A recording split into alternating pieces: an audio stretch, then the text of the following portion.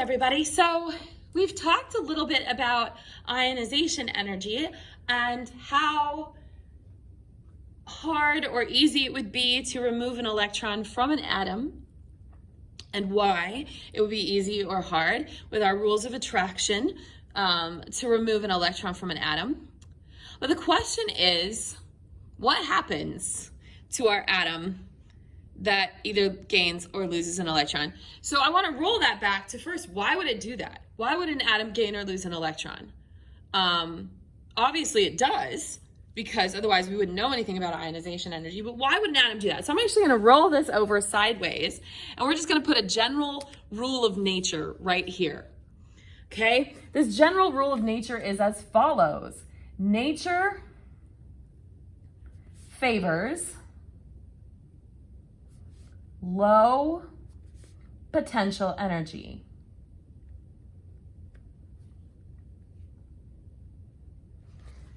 What that means is that atoms are going to behave in such a way that they will work to lower their potential energy. So what? Okay, well, one of the ways that they lower their potential energy is by forming a full valence shell of electrons. And remember, that would be 8 valence electrons. Okay? We know that this is their lowest state of potential energy because of the noble gases.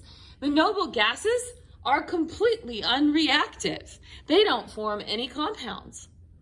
None. We can force xenon into some compounds by putting it under some extreme conditions, but the noble gases don't form compounds. And the reason they don't form compounds is their valence shell is full, so they're already at their lowest potential energy. So that full valence shell of electrons is when they are at their lowest potential energy, which is what nature favors. So why would an atom gain or lose an electron? It would be to try to become more like the noble gases, because by filling their valence shell of electrons, so getting their 8 valence electrons, allows the atoms to have a lower potential energy, and that is electrically favorable in nature. So this is one way in which they do that. And in the bonding unit, we're going to talk about, well, what if they don't gain or lose, and why wouldn't they gain or lose? What could they do instead if they are not able to? We're going to get to that in our next unit. But today I just want to kind of scratch the surface of that just a little bit and talk to you about, so what does happen to our atom when it gains or loses an electron. So let's start with this concept of a cation. It's not a cation, it's a cation. Meow, because cats are positive. Okay, cations are positively charged ions. Typically, this is going to occur only with metals. Why metals, you may ask? Well, let's look at where the metals are. The metals are all these over here to the left. And remember, we're talking about filling up our valence shell. Well, metals don't have very many valence electrons. They've only got 2. All these metals have either 1 if they're a group 1 metal, or 2 if they're any of the other metals. Aluminum has 3. We get a few more when we get over here.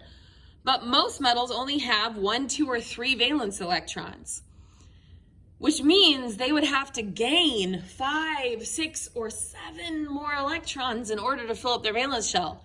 That's hard to do.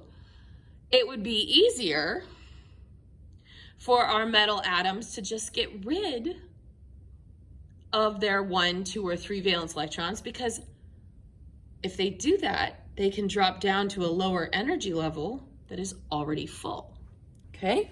And that is what metals tend to do. They have very few valence electrons.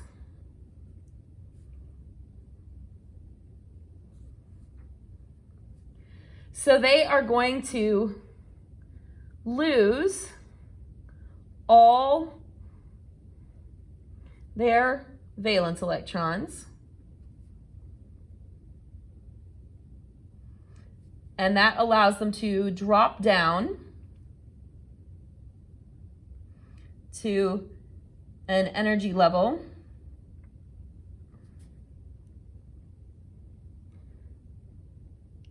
that is already full.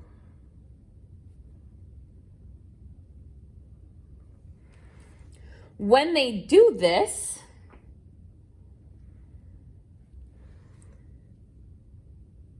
the atom becomes smaller. And that should make sense. We lost an energy level. So that's going to take us from, here to here. We're losing an energy level. So our atom becomes smaller when it loses electrons. It also becomes positively charged. Why positively charged? Well, because when we lose electrons, but we don't lose any protons because the protons are locked in the nucleus, now we have more positive protons than we have negative electrons. Oops, positively charged. Sorry. Forgot a word. Positively charged. So the atom gets smaller and becomes positively charged. How positive? Depends on how many electrons it lost. If it lost 1 electron, then it's going to have a charge of 1+. If it lost 2 electrons, it would have a charge of 2+. And again, it's because we have more protons than electrons. Because remember, an atom is going to start with them equal. But if we start losing electrons, but the protons aren't changing, that means we now have more positive protons in the nucleus than we have negative electrons in our electron cloud. Okay, so let me give you an example of what that looks like. Let's take a sodium atom.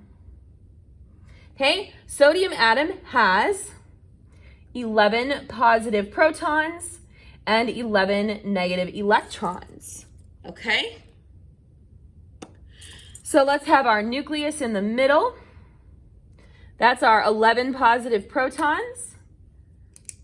First energy level holds 2 electrons.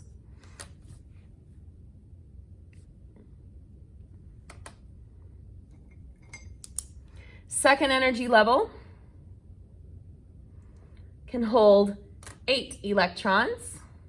1, 1, 1, 1, 2, 2, 2, 2. So that gives us 10. We need 1 more. That means we're going to have to add 1 more energy level here. Okay. And then we've only got 1 electron left. So here we have our sodium atom. 2 electrons at the first energy level, 8 in the second, and only 1 in the third. So to lower its potential energy, what sodium is going to do most naturally, instead of trying to fill the rest of this whole almost completely empty valence shell, it's just going to try to find an atom that's going to benefit from this electron and get rid of this electron. So if it's able to do that,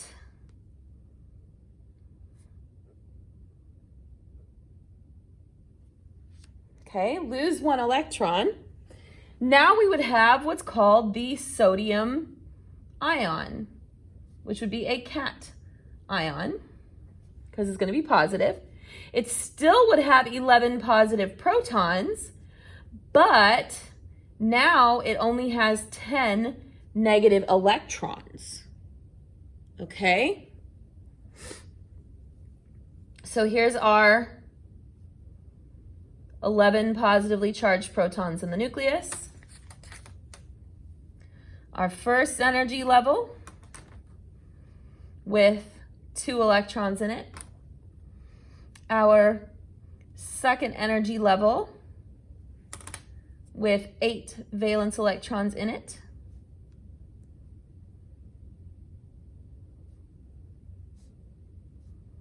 And that's it. 2 in the first energy level, 8 in the second energy level. That gives us all 10 of our electrons. So notice how it got smaller. Okay. Now, because we have 11 protons and 10 electrons, we would no longer write this as Na. We would write this as Na with a little plus, or we could say Na with a 1+. Now, just to be very clear, This is not an exponent. This is not a mathematical number. This is our charge. So you'll notice how in math, I would put +1. We do 1 plus. Now, if you make a mistake and you put the plus in front, that's fine. I'm just telling you that this is what is technically correct. You would say, this is sodium with a 1 plus charge. You can also do it without the 1. Oftentimes we're lazy and we don't write the 1s and we would just put the little plus there. Okay, so sodium would turn into a cation, meow, because it's going to be positive. Okay, so now let's talk about, what about nonmetals? What are nonmetals going to do?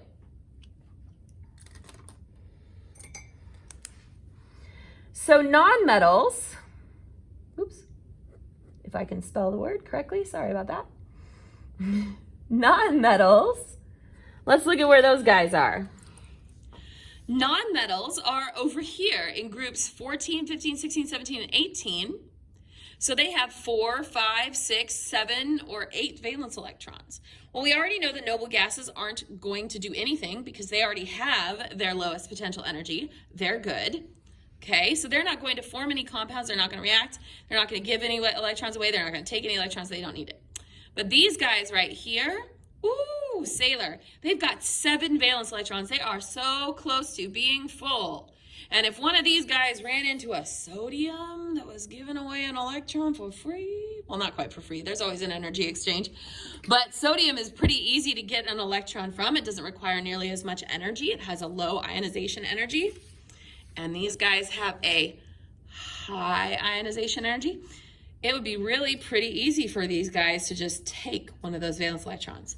So nonmetals are already more than half, excuse me, more than half filled valence shells.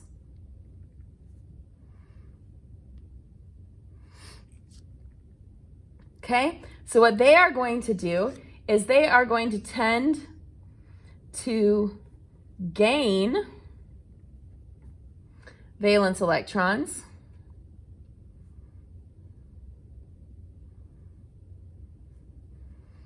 to fill their valence shell. And remember, that's 8. They're trying to get up to 8. Okay? When they do this, the energy level is filled. And I want to put this in perspective for you. The atom is going to get larger.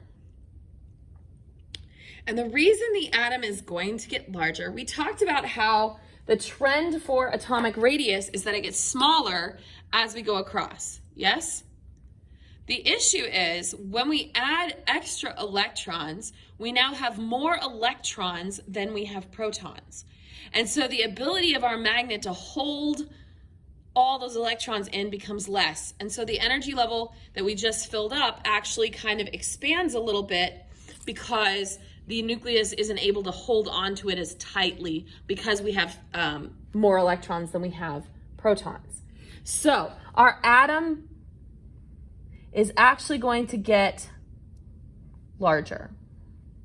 Not a lot, but certainly significantly. Okay? These anions are going to be negatively charged.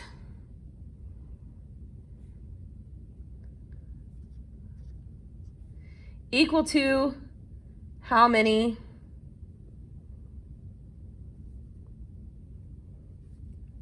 electrons gained. Okay, so if we take on one, oh, I'm so sorry, you can't see that, my bad. There you go. So if we gained 1 electron, it's going to get a charge of 1 negative. If we gained 2 electrons, it's going to get a charge of 2 negative. Okay, if we gain 3 electrons, like phosphorus does because it's in group 15, phosphorus would gain 3 electrons and become 3 negative. Okay, so let's use sulfur as our example this time. Sulfur is a wonderful nonmetal. It's in group 16, so it's going to have 6 valence electrons. It has a total of 16 protons and 16 electrons. So let's try sulfur here. It starts out equal with 16 positively charged protons and 16 negatively charged electrons. Okay, there's our positively charged nucleus in the center. Our first energy level, again, would hold 2 valence electrons. Second energy level would hold 8 valence electrons. Ooh, sorry, didn't mean to bump y'all.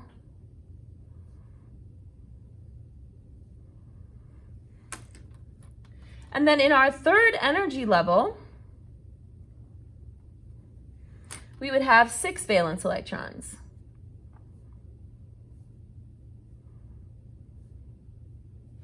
Okay, so looking at our atom, 2 in the first energy level, 8 in the second, 7 in the third. Our goal here is to get it to 8 valence electrons because that is going to be what nature favors for a low potential energy. Fill up that valence shell.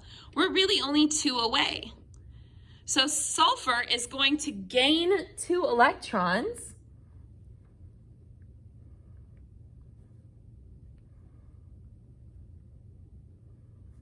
And it's going to become what we would call the sulfur ion. This in turn would be an anion, not an anion, an anion, because it's going to be negatively charged. Now, if we gained 2 electrons, we still have 16 positively charged protons, but now we have 18 negative electrons. Okay?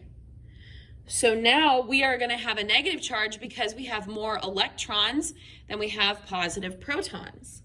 So here we would have our 16 positive protons in the nucleus. Our first energy level would have 2 electrons in it. Our second energy level would have 8 electrons in it.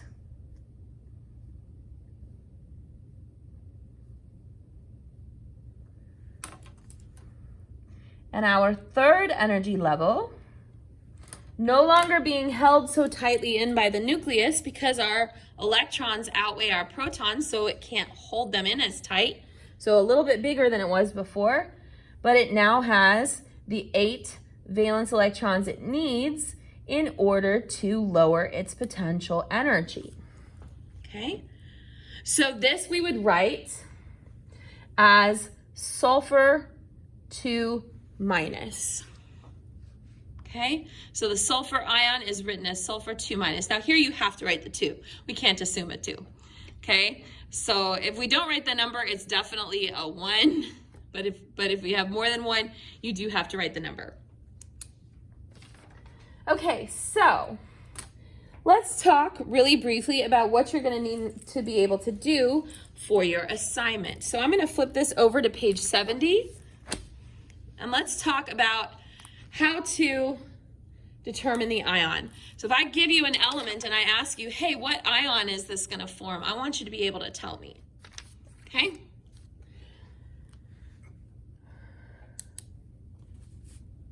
So to determine the ion,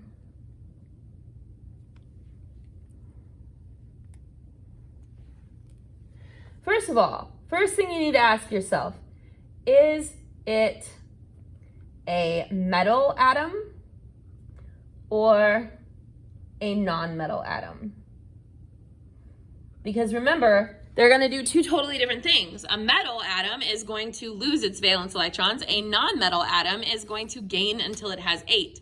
So make sure we start by figuring out metal or non-metal. Okay? If it's a metal, going to lose all of its valence electrons. Okay? If it is a nonmetal, it is going to gain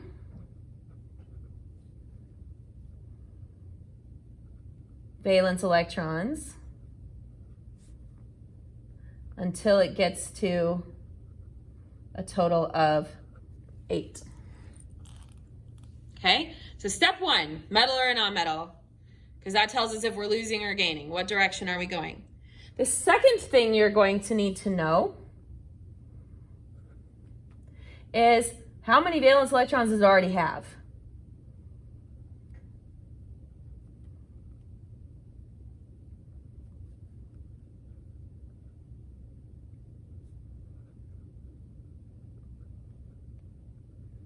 Okay? To do that, remember you look at the group number. Okay? And we wrote these numbers on our periodic table way back when in our last unit. So let me remind you of what those numbers look like. Group 1 always has 1 valence electron. Group 2 always has 2 valence electrons. All these metals in the middle have 2. Group 13 has 3, 14 has 4, 15 has 5, 16 has 6, 17 has 7, and 18 has 8. Okay? So you would look at where it is on the periodic table and go, oh, it's group 2, so it's starting with 2 valence electrons. Or it's group 15, so it has 5 valence electrons. So if you have a metal, however many valence electrons you have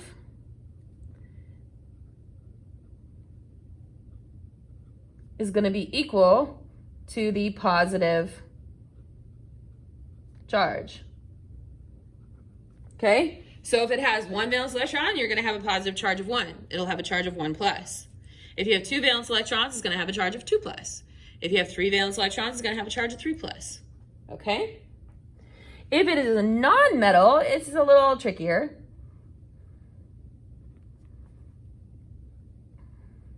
You're going to take 8 minus the valence electrons, and that's going to be equal to your negative charge.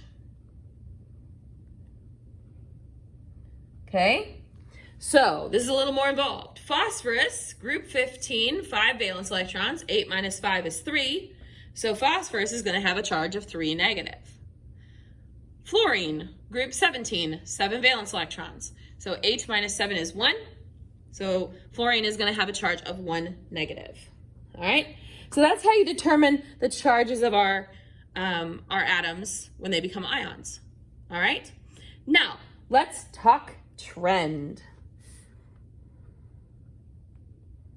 The trend for ionic radius happens to be, conveniently, the same trend that we had for atomic radius. Okay? It increases down and to the left. So I'm just going to sketch out just a very simple periodic table for you. Okay? There's my periodic table. It's beautiful. There's helium, hydrogen. Okay? So here is francium for you. That's the bottom left one. Okay? So the trend for this is that the closer it is to francium, the bigger the ionic radius. Okay, so ionic radius increases as we go down and to the left in the periodic table. So the closer an element is to francium, the bigger its ionic radius is going to be. So just like we did with atomic radius, you can take 2 and compare them. So like strontium versus radium. Okay, well, radium is closer to francium, so he would have the larger ionic radius. All right, so on that note, you should be ready to go practice your cations and anions and practice using that trend.